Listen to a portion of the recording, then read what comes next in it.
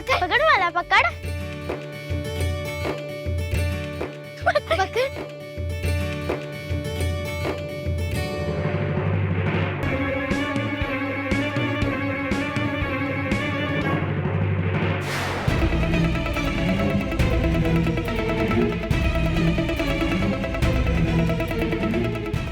सकुताई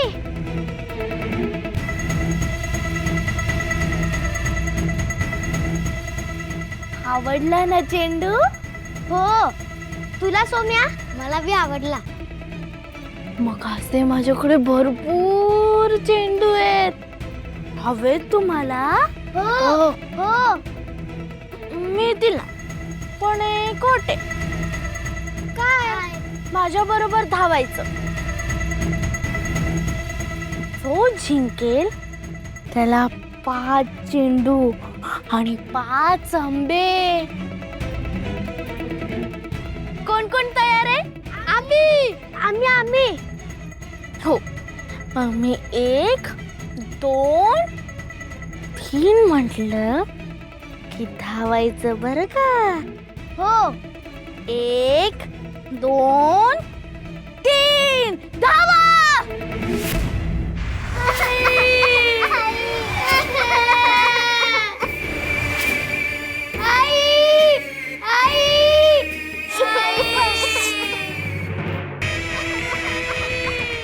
माझ्या डोक्याला ताप झाला. त्या पोरांची काहीतरी सोय करावं लागेल. न ग लोणं माझ्या गळ्यात न ग. ह्याच कुठे ठेवायचं तेवढं सांगा.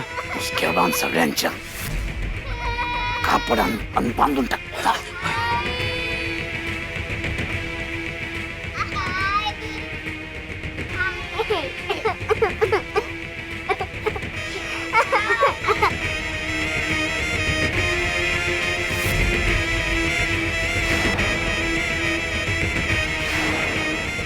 बाबाजी, बाबाजी कुठे आहात तुम्ही?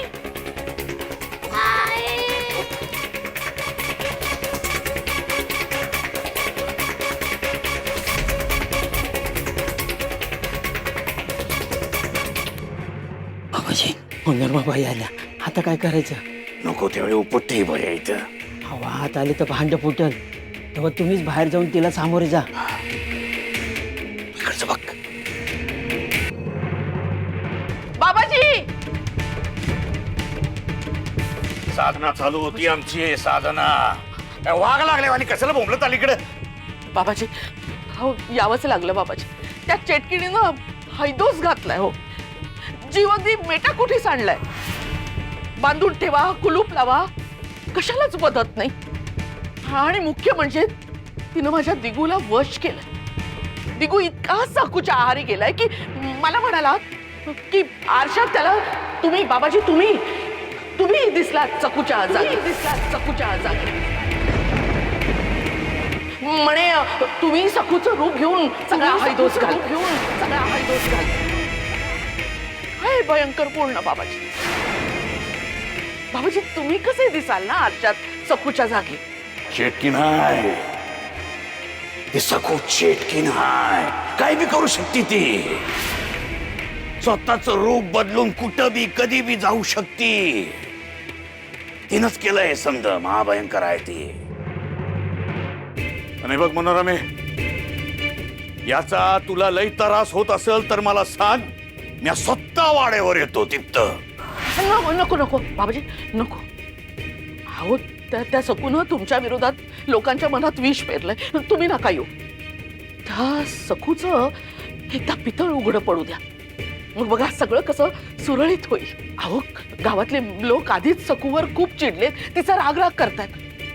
उगाच तो राग त्यांनी तुमच्यावर काढायला नको. मी काय म्हणते बाबाजी, तुम्ही ना आता या मठात राहूच नका. तुम्ही दुसरीकडे कुठेतरी लपून बसा. सकू काही करू शकते हो. तुमच्यावर काही संकट यायला नको बाबाजी. तुम्हाला जितकी माझी काळजी आहे त्याच्यापेक्षा कितीतरी जास्त काळजी मला तुमची वाटते. एकदम खरं बोलून राहिलीस मनोरमे तू. आम्ही इथं राहणं धोक्याचंच आहे.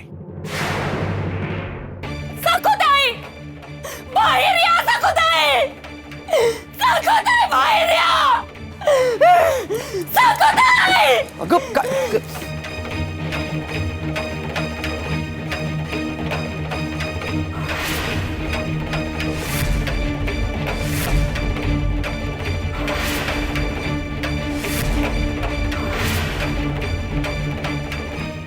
काय झालं सनक? तू पुन्हा कोयता घेऊन अगं मी सांगतो तुला मी तुम्ही काय बी सांगू नका.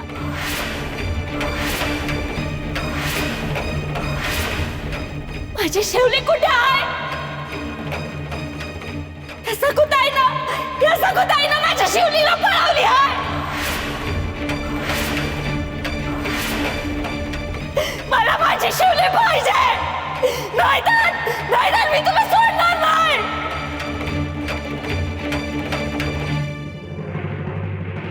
माझं लेकरू कुठे आहे सकुताई? माझ्या जीवाचा तुकडा आहे त्यो. मला जर काही झालं ना तर मी इथं कोणाला जिथं सोडणार नाही. अगं ऐक माझं जनक, मला सांग सकू असं कशाला करेल? तुझ्या शिवलीला मी लपवून ठेवलाय कारण मला तुझ्यावर सूड व्हायचंय ना. तुला मी खूप निरागस वाटते ना. माझ्या आवडा पण मी तशीच निरागस साधी भोळी वाटते कारण मी त्यांच्यावर मोठा चेटूक केलंय ना. तुम्ही काय बी बोलू नका ते शेट. तुम्ही थांबा.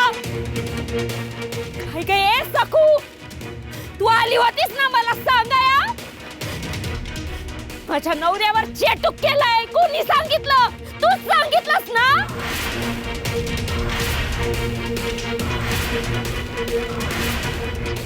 माझ्या शिवलीला पळवलं आहे हे स्वतःच्या तोंडानं कोणी सांगितलं? तूच सांगितलंस ना. आणि आता इथं दडून बसली आहेस.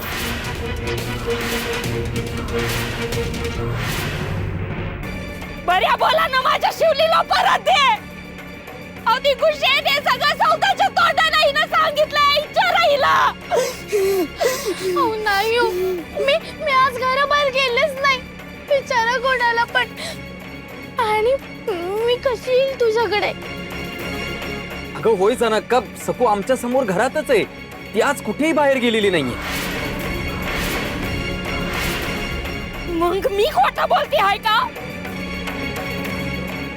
माझ्या घरी येऊन समजा वाटतुळ केलंस. माझ्या मुलीला पळवलंस. तू माझ्या पोरीसोबत काय करणार आहेस? हे काही नाही. बऱ्या बोला ना माझी पोर मला परत दे. नाहीतर आज मी तुला सोडणार नाही.